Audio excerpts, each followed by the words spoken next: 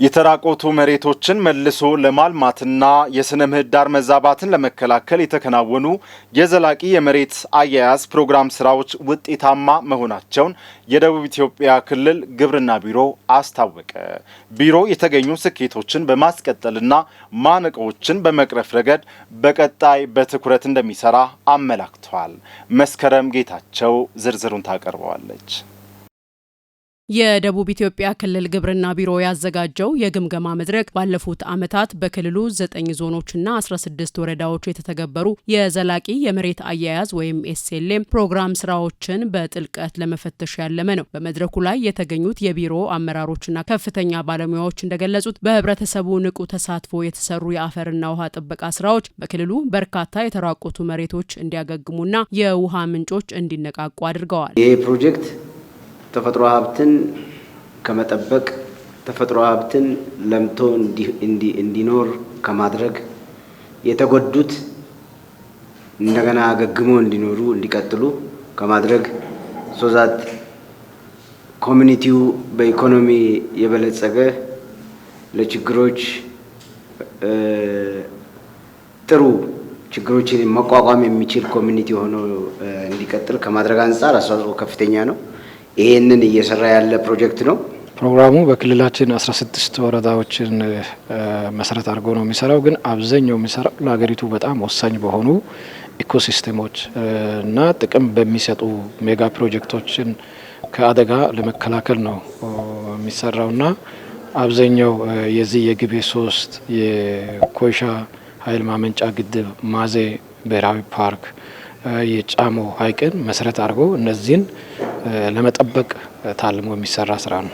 የፕሮግራሙ በተግባር መሬት ላይ መውረድ የምግብ ዋስትናን ከማረጋገጥና የስራ ዕድል ከመፍጠሩም ባሻገር በአየር ንብረት መለወጥ ሳቢያ የሚከሰቱ አደጋዎችን የመቋቋም አቅምን የገነባ መሆኑም በግምገማው ላይ ተነስቷል። በዋናነት አካባቢውን መልሶ በማልማት አርሶ አደሮች ከሰብል፣ ከእንስሳት፣ ከሌሎችም ተጠቃሚ እንዲሆኑ አድርጓል ፕሮጀክቱ። በዋናነት ግን ወደ ሐይቆች የሚገባውን ደለል በማስቀረት ሐይቆች ደግሞ የኃይል ማመንጫ ግድቦች በአግባቡ በታለመላቸው ዲዛይን መሰረት አገልግሎት ጊዜያቸውን ሳያጥር በአግባቡ ተግባሩን እንዲሰሩ ለማድረግ ጥረቶች ተደርገዋል። ይሁን እንጂ የተከናወኑ ስራዎችን ይበልጥ ውጤታማ ለማድረግ የክትትልና ግምገማ ስርዓቱን ማጠናከር እንደሚገባም ተመላክቷል። ከዚህም አኳያ በየደረጃው ያለው አመራር ፕሮግራሙን በባለቤትነት የመምራት ውስንነቶችና ሌሎች ተያያዥ ችግሮች መቀረፍ እንዳለባቸውም ተጠቁሟል። በፍራፍሬ አልፎም በቡና ክልላችን ወደፊት ለመድ አቅዶ እየሰራ ያለ ከመሆኑ ጋር ታይዞ በቡናና በፍራፍሬ ችግኞች ላይ ልዩ ትኩረት ሰጥተን ብንድ ጥሩ ነውና ፕሮጀክቱ የእነኚህ ነገሮች በደንብ አስፍቶ አጠናክሮ መቀጠል ያለበት እንደሆነ ለማንሳት ነው። እዛ አካባቢ የሚሰጠው ኢንሴንቲቭ ሳይሆን ህዝቡ አምኖ ለነገው ትውልድ ይሄን ብንሰራ አካባቢው ቀጣይነት ባለው መልኩ ህብረተሰቡ ሊኖርበት የሚችል አካባቢ እንደሚሆንና ጉዳቱ ምን እንደሆነ በመገንዘቡና በመረዳቱ ነው የሚል እምነት ነው ያለኝ። ስለዚህ ዋናውና ቁልፉ ወደ ስራ ከመገባታቸው በፊት ሁሉም ቦታ እንዲህ አይነት ሞቢላይዜሽን አዌርነስ ክሪኤሽን ስራዎች ቢሰሩ የበለጠ ውጤታማ ሊያደርጋቸው ይችላል ብዬ አምናለሁ። በዘላቂነት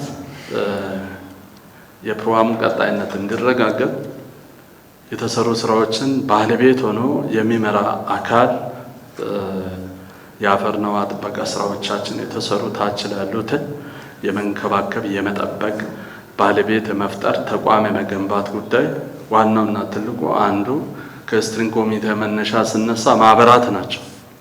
ስለዚህ ከማህበራት ጋር ያለው ትስስር የማጠናከሩ ጉዳይ ቀጣይ በትኩረት መሰራት ያለበትና እነሱ ላይ ደግሞ ግንዛቤ መፍጠር የማሰልጠን ተቋም የመገንባት ጉዳይ ቀጣይ በትኩረት ቢሰራ። የደቡብ ኢትዮጵያ ክልል ግብርና ቢሮ በመድረኩ የተነሱ ግብረ መልሶችን መነሻ በማድረግ በቀጣይ የምርት ዘመን ይበልጥ የተቀናጀና ሳይንሳዊ አሰራርን የተከተለ ዘላቂ የመሬት አያያዝ ስራ መከናወን እንዳለበትም አመላክቷል። ፊዚካል አሁንም አፈጻጸማችን አንፃር ችግኝ ጣቢያዎችን ትኩረት አድርገን ችግኝ ጣቢያዎች ላይ እንስራ። ችግኝ ጣቢያዎች ሞዴል መሆን መቻል አለባቸው። ህብረት ስራ ማህበራትም ተደራጅተው የሚሰሩት ውጤታማ እንዲሆኑ ዘላቂ በሆነ መንገድ ስራቸውን እንዲሰሩ የሚሰራው ስራ በድጋፍ በክትትል ተጠናክሮ የሚሰራ ሆኖ እንዲያዝ ያስፈልጋል። የሱፐርቪዥን ቲም ተደራጅቶ እንዲሰራ ያስፈልጋል። ሌሎች ከዚህ ፕሮጀክቶች ጋር ለመስራት አቅዶ የሚንቀሳቀሱ ለመስራት የሚፈልጉ ፕሮጀክቶችም ኤጀንቶችም ካሉ እንደዚሁ ደግሞ ለጋራ ለህዝባችን ጥቅም በጋራ መስራት መቻል አለብን የሚል ሀሳብ ነው ያለኝ።